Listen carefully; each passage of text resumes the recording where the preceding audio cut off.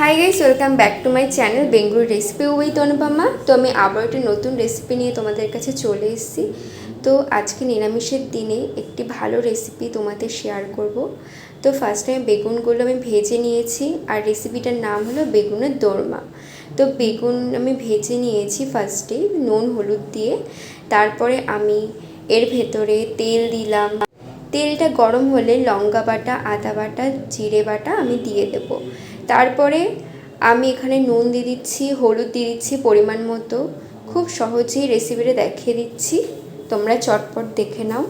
আর ফুল ভিডিওটা দেখো, স্কিপ করো না যেন, তাহলে ফুল রেসিপিটা তোমরা বুঝতে পারবে না। তো এবার আমি বেগুন ভাজাটা দিয়ে দিলাম এর ভেতরে। তোমরা বেগুন এইভাবেও কাটতে পারো, কেউ যদি চাইলে গোল গোল করে কাটতে পারো, ভালো লাগবে। এইভাবে করলে বেশি ভালো লাগে। অনেকে ডাঁটা সমেত করে, তো এগুলো বড় বেগুনের করলে বেশি ভালো হয়। তো এবার বেগুনটা দিয়ে ভালো করে ফোটাবো। আর একটু দিয়ে দিচ্ছি চিনি। নিরামিষের রান্নায় সবসময় একটু চিনি দিতে হয়, তাহলে স্বাদটা ভালো আসে।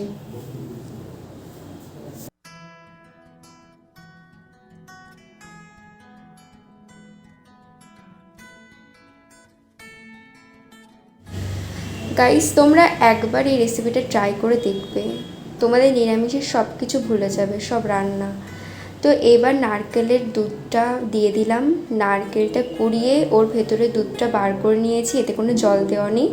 টোটাল নারকেলের দুধ দেওয়া আরও টেস্টি হয়। জল দিয়ে যদি একটু দাও তাতে কোনো প্রবলেম নেই, কিন্তু নারকেলের দুধটা যদি শুধু দাও তাহলে টেস্টটা ভালো আসে। তো এরপরে জল দিয়ে দিচ্ছি সামান্য পরিমাণে, যতটুকু বেগুনটুকু সিদ্ধ হওয়ার দরকার সেই অনুযায়ী জলটা দিলাম, খুবই অল্প। তো দিয়ে দেখো আমার ঝোল প্রায় শুকিয়ে গেছে, এরকম গ্রেভি থাকবে। দেন এর ভেতরে আমি গরম মশলা দিয়ে দিচ্ছি, ব্যাস আর দেবো না।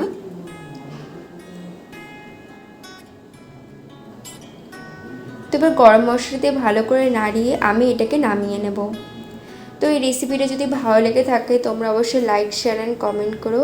আর পরের ভিডিওটা যাতে আমি পেতে পারো, তোমরা আমার বেল আইকনটা তোমরা ক্লিক করো আমার ভিডিওতে। তো অবশ্যই আমি আবার নতুন একটি রেসিপি নিয়ে তোমাদের কাছে চলে আসবো। নিরামিষের দিনে এরকম রেসিপি করলে সবাই ভাত চেটে পুটে খায়।